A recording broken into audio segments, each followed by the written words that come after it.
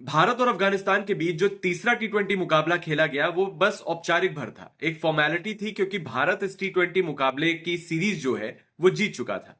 लेकिन अगर आपने ये तीसरा टी20 मुकाबला मिस कर दिया तो आपने इतिहास के सबसे रोमांचक टी20 मुकाबले को मिस किया है।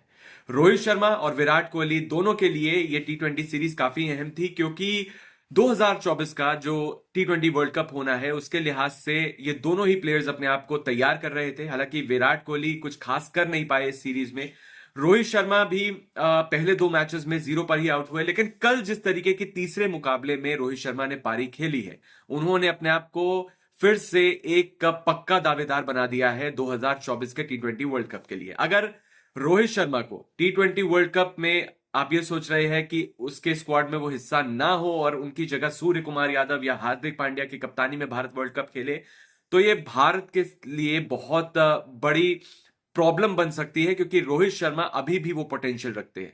अब वो अलग बात है कि वो 36 साल के हैं, वो अलग बात है कि वो उतने फिट नजर नहीं आते, हालांकि वो है। लेकिन जिस तरीके की ये बल्लेबाजी करता है, आपने कल देखा 22 रन पर 4 विकेट हो चुके थे।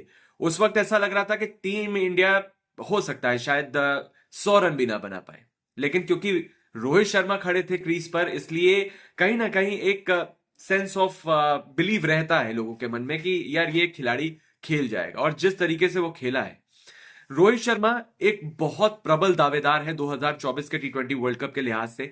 और साथ में ही तारीफ करनी होगी रिंकू सिंह की भी। देखिए, रिंकू सिंह लगातार कंसिस्टेंटली ऐसे ही मौकों पर, जब उनकी सबसे ज्यादा लोअर ऑर्डर में, आपको याद होगा अभी जो 2023 का टी20 ये ओडीआई वर्ल्ड कप हुआ है, ओडीआई वर्ल्ड कप में जो काम सूर्य कुमार यादव से एक्सपेक्ट किया जा रहा था कि लोग करें, कि बहुत सारे फैंस ये उम्मीद कर रहे थे कि सूर्य कुमार यादव लोअर ऑर्डर में आके भारत के लिए वो जो आखिरी के डेथ ओवर्स होते हैं 10-12 ओवर्स, उसमें आके एक ताबड़तोड़ बल्लेबाजी करे, वो काम कर रहे हैं रिंकू सिंह।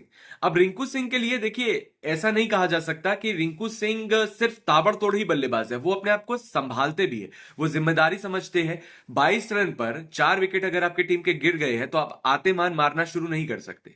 और रोहित शर्मा से आप एक्सपेक्ट कर सकते हैं, क्योंकि वो इतने सारे मैचेस खेल चुके हैं।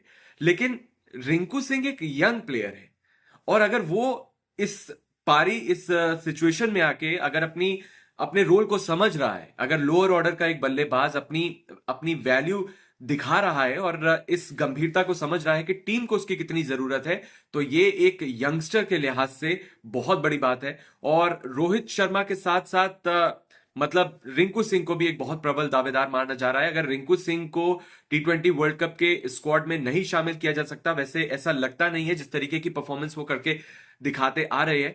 हालांकि बहुत सारे सोर्सेज ने पहले ये बात का क्लेम की हुई है, इस बात को लेकर कहा हुआ है कि जो आईपीएल होगा उसमें आईपीएल में सारे परफॉर्मेंस, जितनी परफॉर्मेंसेज होंगी वो देखी जाएगी और उसके बाद ही स्क्वाड डिसाइड किया जाएगा। आईपीएल में रिंकू सिंह किस तरीके का परफॉर्मेंस करते हैं वो भी देखा जाएगा। लेकिन अब तक जो बायलैटरल सीरीज हुई है उसमें रिंकू सिंह का प्रदर्शन बेहतरीन रहा है। अब रोहित शर्मा को देखिए, रोहित शर्मा ओडीआई के जो वर्ल्ड कप 2023 का हो रहा था उसमें भी टी20 के लिहाज से खेल रहे थे। वो जब शुरुआत में आते थे तो आके ऐसी ताबड़तोड़ बल्लेबाजी करते थे कि बाकी के जो प्लेयर्स थे उनके लिए आगे की राह आसान हो जाती थी। अब टी20 के लिहाज से, जहां पर आपको सिर्फ 20 ओवर्स में ही जो करना होता है वो करके दिखाना होता है, वो उस लिहाज से अगर देखा जाए तो टी20 के लिए अभी भी रोहित शर्मा, अगर मेरे हिसाब से आप मानेंगे तो सबसे ऊपर मैं उन्हें रखता हूं। और बाकी आप मैच की अगर बात करें तो बाकी मैच में 2 सुपर ओवर्स हुए, और ऐसा पहले क्रिकेट इतिहास में कभी भी किसी मैच में नहीं हुआ।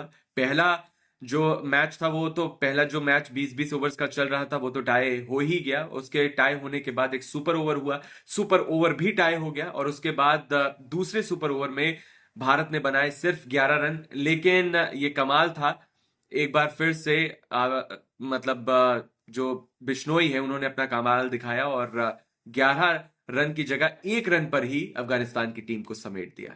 तो कल का मैच जो था वो इतिहास का अब तक का सबसे रोमांचक टी20 मुकाबला था।